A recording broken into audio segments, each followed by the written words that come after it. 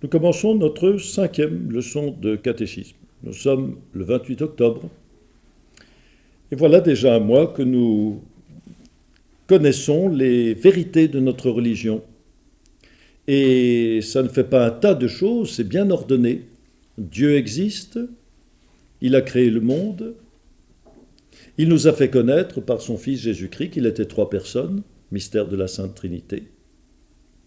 Et c'est cette Sainte Trinité parfaitement heureuse dans le ciel qui a voulu, c'est très très mystérieux tout cela, mais nous le croyons, notre foi sait que c'est vrai parce que Jésus-Christ nous l'a révélé et que l'Église nous l'enseigne et que Jésus-Christ ne peut pas se tromper et Jésus-Christ ne peut pas nous tromper pour des raisons que nous dirons bientôt.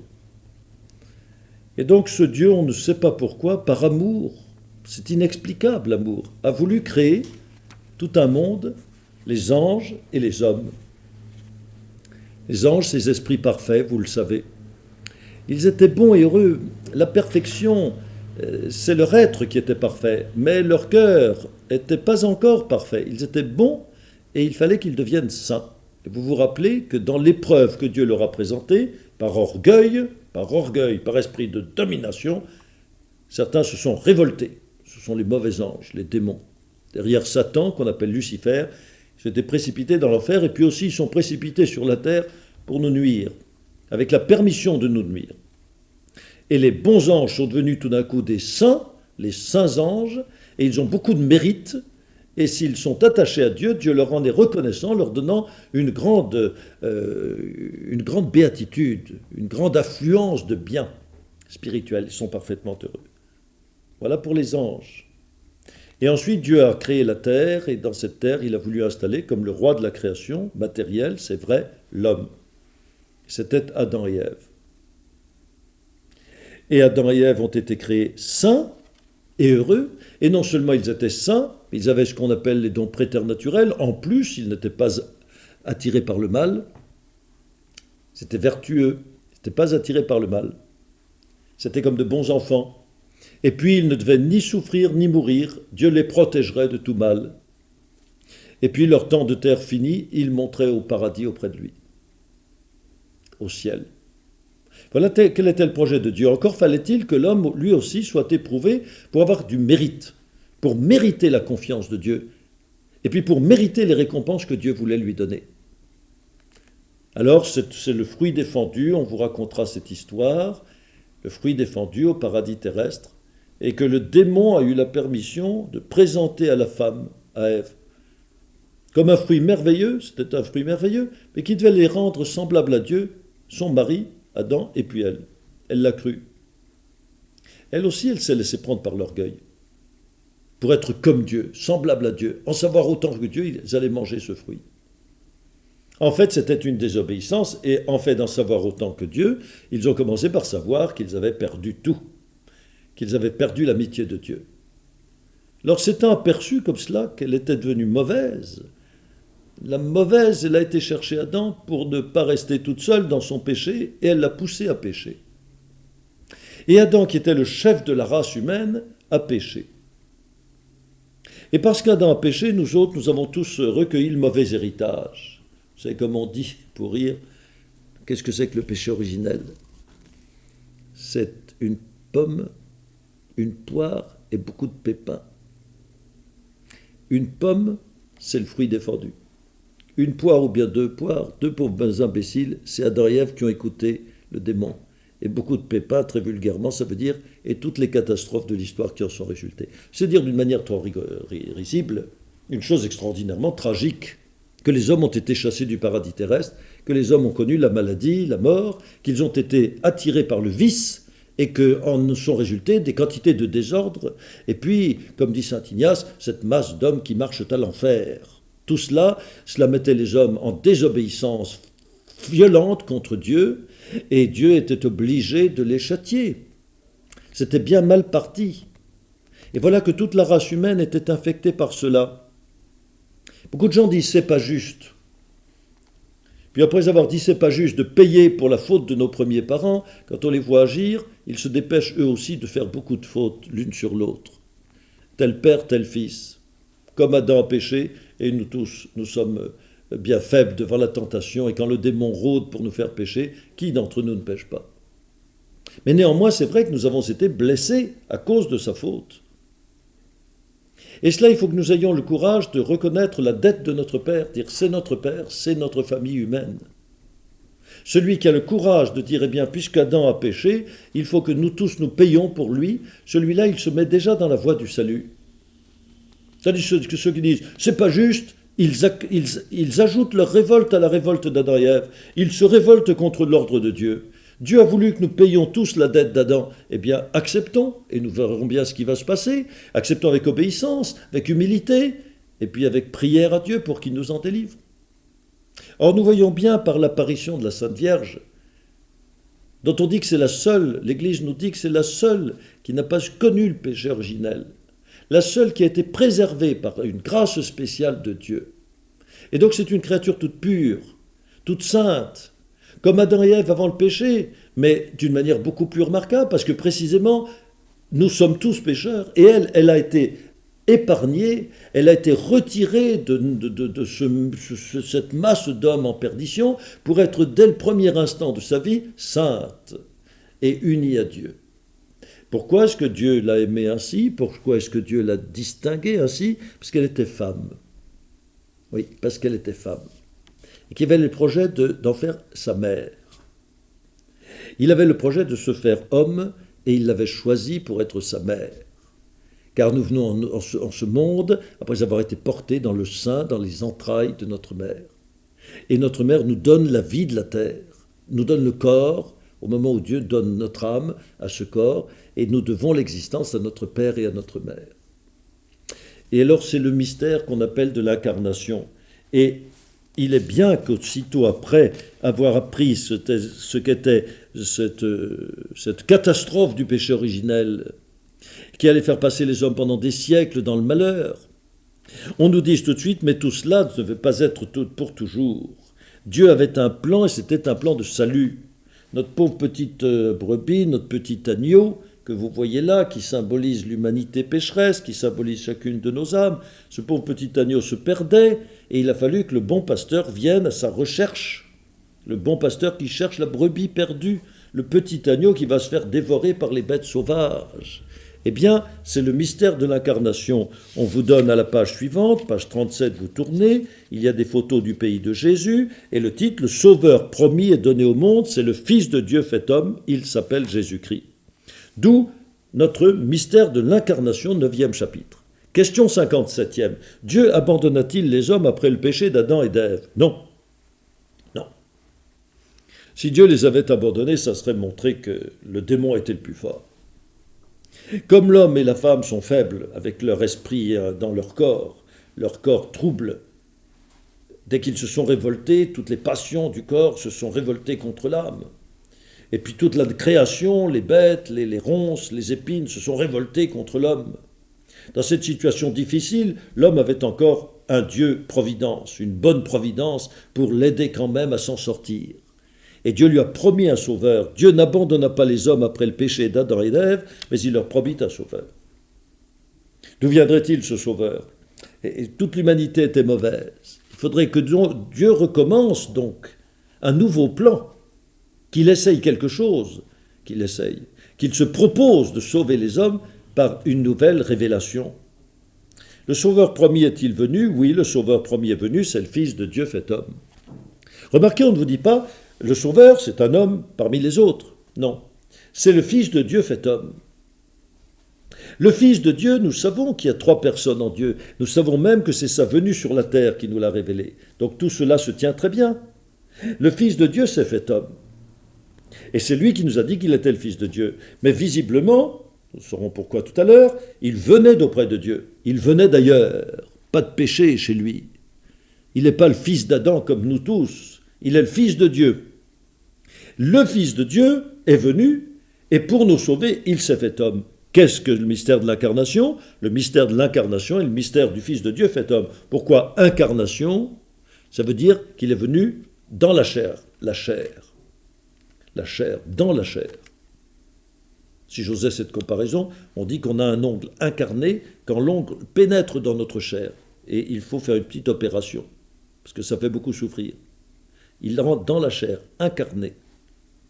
Là, c'est toute autre chose. Le Fils de Dieu s'est incarné. Il a pris une chair, il est rentré dans la chair. Le mystère de l'incarnation. Le mot explique bien la chose. Comment le Fils de Dieu s'est-il fait homme? Le Fils de Dieu s'est fait homme en prenant un corps et une âme semblables aux nôtres dans le sein de la bienheureuse Vierge Marie. Remarquez, quand on dit « il est venu dans la chair », il y a des hérétiques, des gens qui se sont trompés avec orgueil, qui n'ont pas voulu écouter l'Église, et qui ont dit « c'est le Fils de Dieu qui est esprit, Dieu est esprit ». Donc c'est Dieu, l'Esprit de Dieu, qui est rentré dans un corps. Et il disait « et Dieu lui a servi d'âme ». L'Église a condamné cela. Elle dit non, ce ne serait pas un vrai homme. Si c'était Dieu qui avait pris un corps seulement, ce ne serait pas un vrai homme. Un homme, c'est une âme dans un corps, c'est une âme unie à un corps.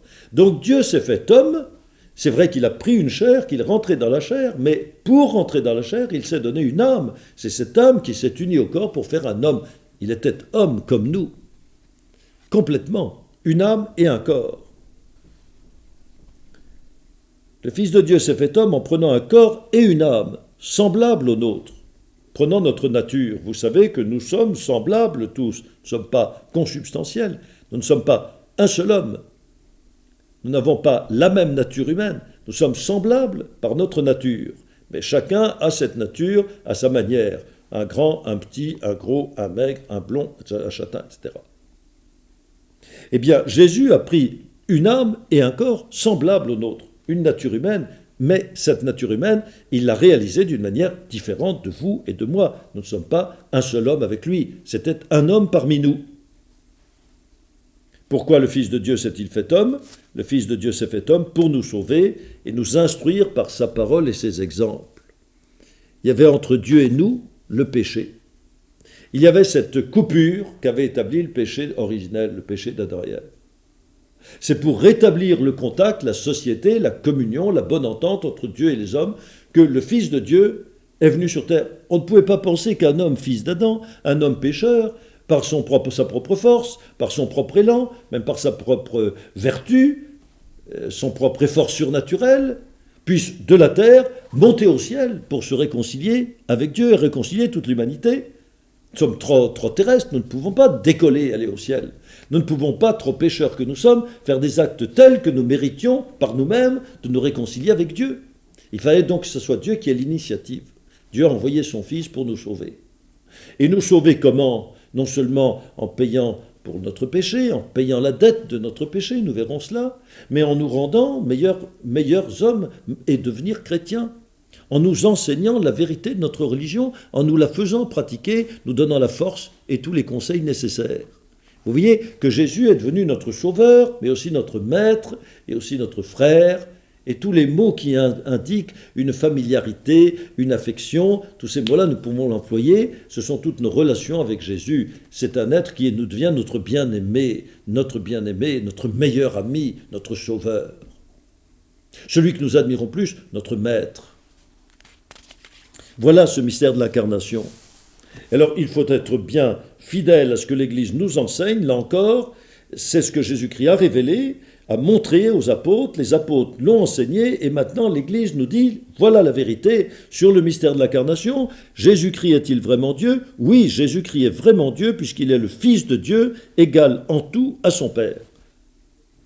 Vous avez bien appris votre leçon sur la Sainte Trinité. Vous savez que les trois personnes sont égales et distinctes. Le Fils n'est pas plus petit que le Père, puis le Saint-Esprit encore plus petit que le Fils. Ils sont Dieu, un seul et même Dieu, donc ils sont forcément, absolument égaux l'un à l'autre. Et cependant, ils sont distincts parce qu'ils sont, l'un est le Père, l'autre est le Fils, et leur Saint-Esprit. Et donc, ce Fils de Dieu, Jésus-Christ, que Dieu a envoyé sur la terre, il est égal à Dieu, son Père, il est tout à fait Dieu, il est infiniment Dieu, il a toutes les perfections de Dieu, puisqu'il est le Fils de Dieu, égal en tout à son Père. Jésus-Christ est-il vraiment homme? Oui, Jésus-Christ est vraiment homme, puisqu'il a un corps et une âme comme nous. Alors il est comme son Père, comme Dieu, il est Dieu. Il parle d'égal à égal avec son Père et avec l'Esprit Saint. Ils sont en accord sur tout, ils sont un seul et même Dieu, ils ont la même intelligence, la même volonté, le même cœur, donc les mêmes dispositions, les mêmes desseins. Ils pensent pareil, ils veulent la même chose. Et quand il s'est fait homme, il est devenu comme nous, l'un d'entre nous, homme comme nous, pas plus homme, pas moins homme que nous, parfaitement homme, un corps comme le nôtre, une âme comme la nôtre, sauf le péché originel et sauf les péchés que nous avons commis et que lui n'a jamais commis, bien entendu. Homme parfait, Dieu parfait. Combien y a-t-il de natures en Jésus-Christ? Il y a deux natures en Jésus-Christ, la nature divine, puisqu'il est Dieu, et la nature humaine, puisqu'il est homme. On appelle la nature la manière d'être. On dit d'un chien qu'il est un mammifère, c'est sa manière d'être. Il y a des quantités de mammifères. Et puis il y a des reptiles. Et puis il y a des oiseaux, puis des poissons. Ce sont les natures, les diverses manières d'être. Il y a la nature humaine, c'est la manière d'être de l'homme. Et par ressemblance, on dit, puis il y a la nature divine, c'est la manière pour Dieu d'être Dieu. Ça, c'est infini. Mais Dieu a deux natures, donc il est Dieu, il a sa manière d'être Dieu, sa manière d'être, et c'est d'être Dieu. Et puis il a emprunté notre manière à nous d'être, d'exister, notre manière, c'est une manière d'homme, nous sommes hommes. Deux natures. Combien y a-t-il de personnes en Jésus-Christ? Il n'y a en Jésus-Christ qu'une seule personne, qui est la personne du Fils de Dieu. C'est le Fils.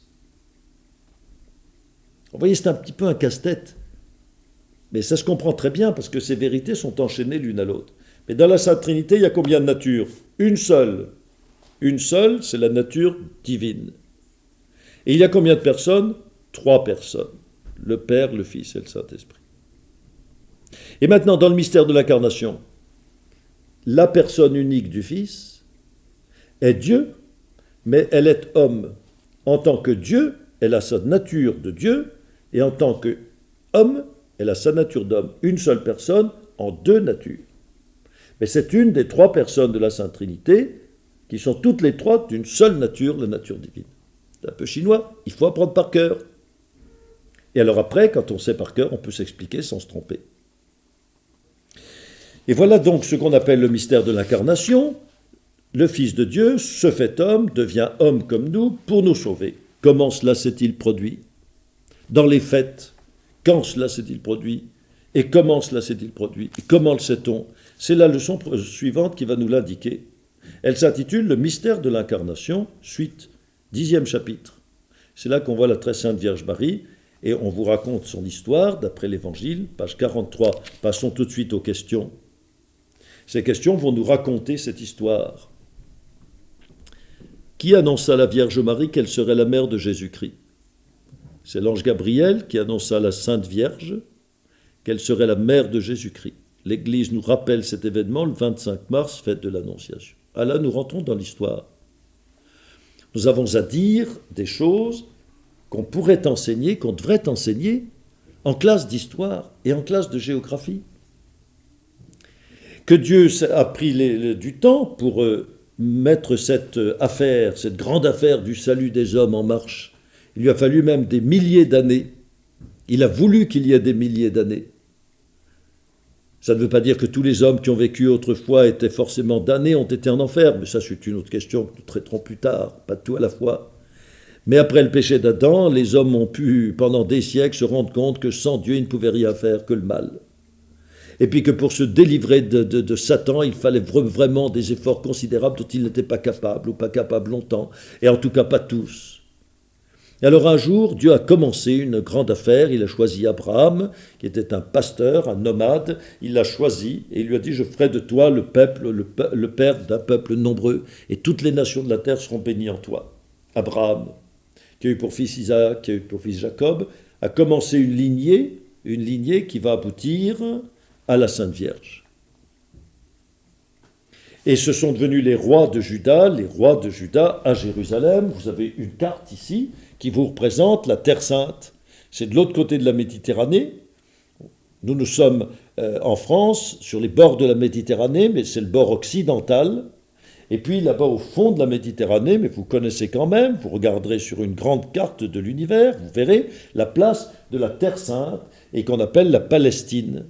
On vous la représente ici, dans l'Ancien Testament, et puis ici, dans le Nouveau Testament, au temps de notre Seigneur Jésus-Christ. Alors, c'est pas tellement loin de chez nous. En 3 heures d'avion, on y est. Puis, c'est pas tellement loin de nous, parce qu'il n'y a que 1900 ans, 1950 ans, disons. 1985 ans que Jésus-Christ est né. On dit que nous sommes en 1985 après Jésus-Christ. Et alors voilà ce pays. Et regardez la carte de droite, au temps de la Sainte Vierge. La Sainte Vierge était une descendante d'Abraham, une descendante du roi David. Elle était donc une princesse de Juda. Et elle vivait pourtant dans le petit pays de Nazareth, que vous voyez marqué en gros, mais c'était un petit village de rien du tout. Dans la montagne, près du lac de Capharnaüm, qu'on appelle aussi le lac de Génézaret ou le lac de Tibériade. Dans un pays d'ailleurs ravissant. Et à cette époque-là, qui était très fleuri, très boisé, très ravissant. Et la Vierge Marie vivait là pauvrement. On pense, d'après la tradition, qu'elle avait été élevée dans le temple de Jérusalem, qui était la terre sainte, qui était la capitale du pays, la capitale, la ville de David, la ville royale, dans l'ancien temps pleine de splendeur. Mais c'était les Romains qui occupaient le pays à ce moment-là. Mais après avoir eu son éducation à Jérusalem, elle était venue à Nazareth. Elle était fiancée à un homme du nom de Joseph. On vous dit qu'elle était vierge, ce qui veut dire qu'elle n'était pas encore mariée. Et même quand elle va être mariée, elle respectera avec Saint Joseph sa pureté parfaite, Saint Joseph aussi, par le vœu qu'ils avaient donné de se consacrer à Dieu. Elle a toujours été vierge.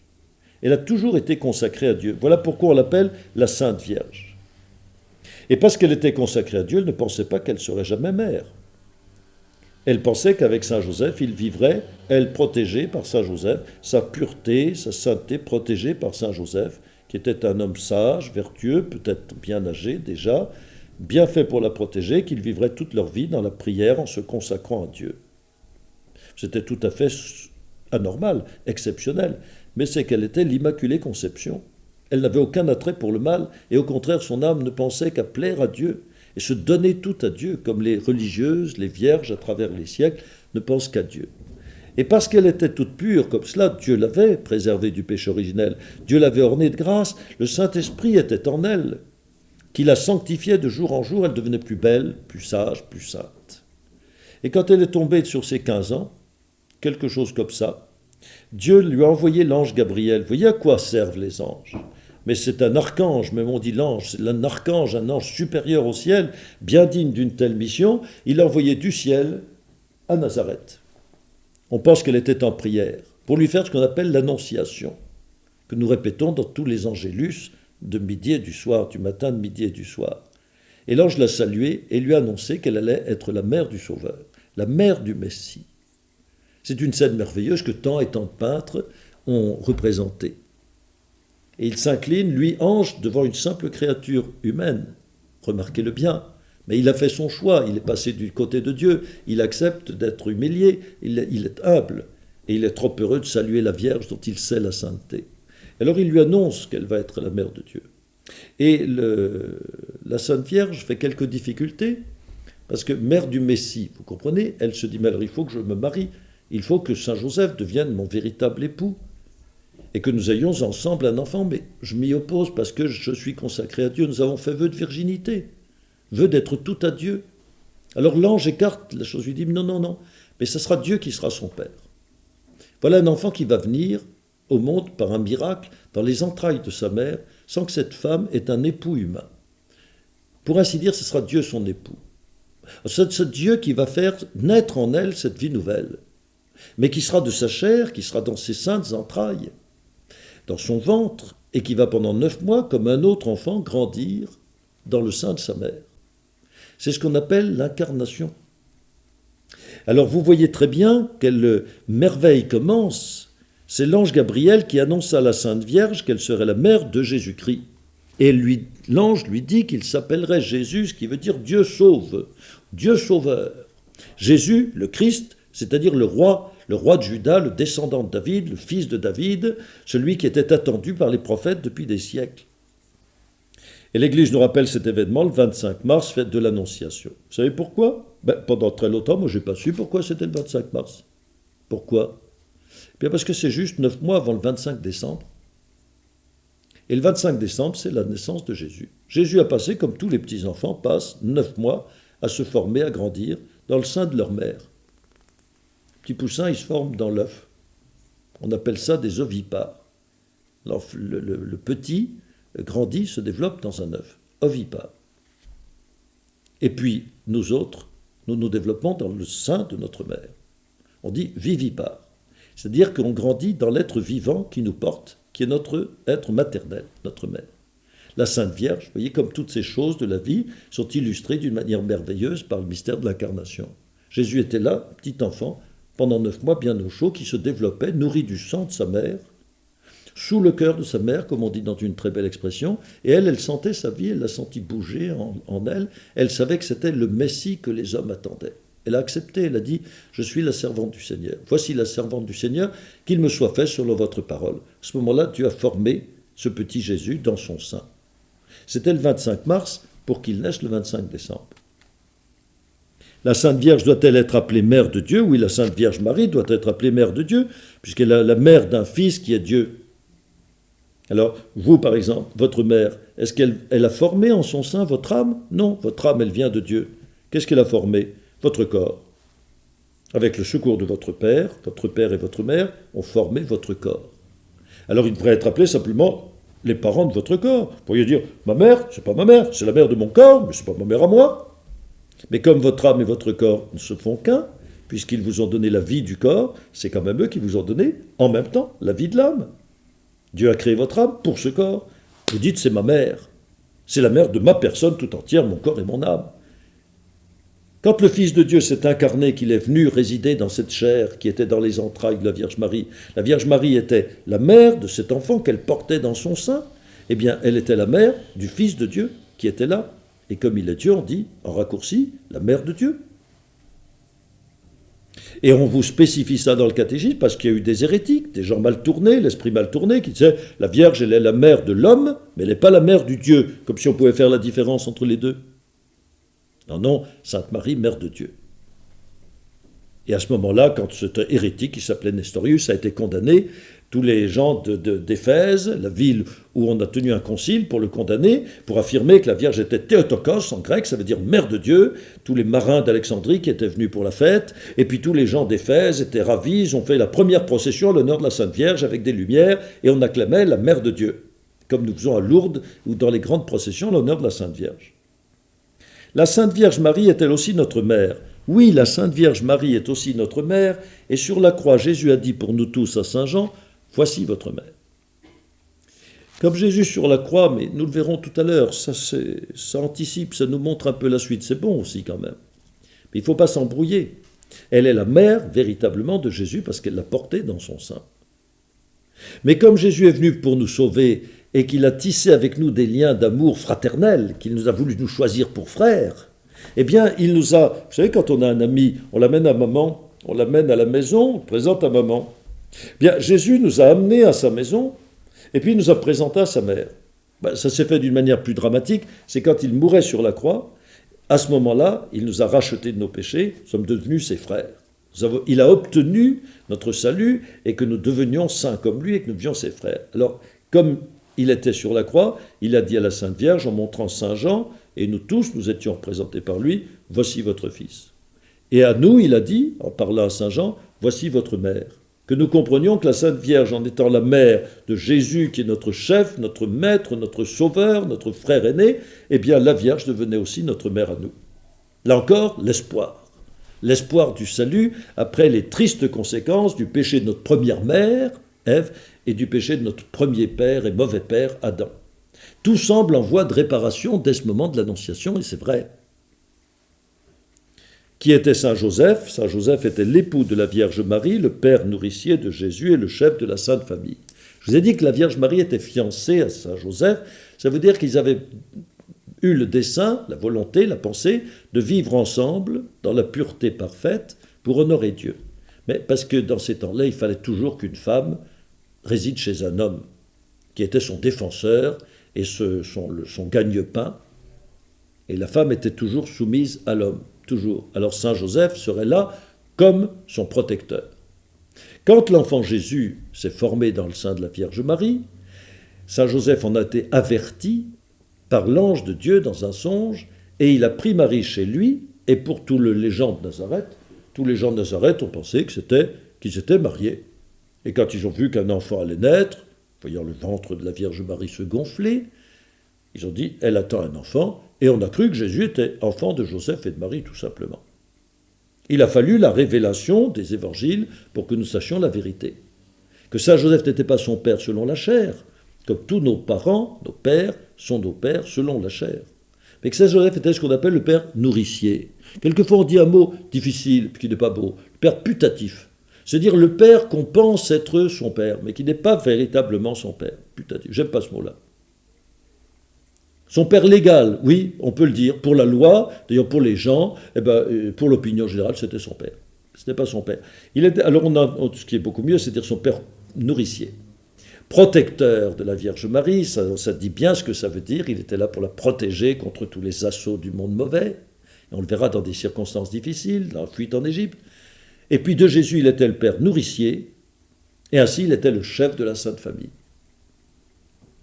Si on voulait trouver une analogie, comme longtemps dans l'Église on a dit que la Sainte Famille c'était la Trinité terrestre. C'est trois personnes qui sont un peu à l'image de Dieu. Si vous voulez bien les mettre en ordre, c'est curieux, mais on ne s'attend pas du tout à ça. Il faut dire que Saint Joseph, c'est le chef de la famille, il représente Dieu le Père. Mais il ne fait que le représenter. Il n'est père que nourricier, il n'est pas vrai père de Jésus. Et puis il y a le Fils de Dieu, Jésus. Et puis il y a la Sainte Vierge. Qu'est-ce qu'est la Sainte Vierge? Elle est le temple du Saint-Esprit. Le Saint-Esprit l'a remplie de sa puissance, de sa sainteté, pour la rendre capable, digne d'être mère de Jésus. Alors quand même, on voudrait que la Vierge soit au-dessus de Jésus, mais non, dans l'ordre de la Sainte Trinité, la ressemblance, c'est Saint Joseph qui est comme le Père, Jésus qui est comme le Fils, et qui est le Fils, en toute vérité, et la Vierge Marie, cette petite Vierge Marie, qui est remplie du Saint-Esprit, qui est l'image du Saint-Esprit. Si on veut avoir une image de ce qu'est le Saint-Esprit, la meilleure image que nous ayons, c'est la très sainte Vierge, l'Immaculée Conception, Notre-Dame. Et voilà notre leçon à prendre pour la prochaine fois. Je vous ai montré la carte ici, nous en prendrons dans la prochaine leçon, mais vous l'avez dans vos livres, dans vos catéchismes, page 45, vous la regarderez, vous verrez bien où est Nazareth, où était la Sainte Vierge, cette créature tellement parfaite que Dieu l'avait préparée pour être la mère de son Fils et par conséquent notre mère à tous et collaborant avec Jésus pour notre salut. Ainsi soit-il.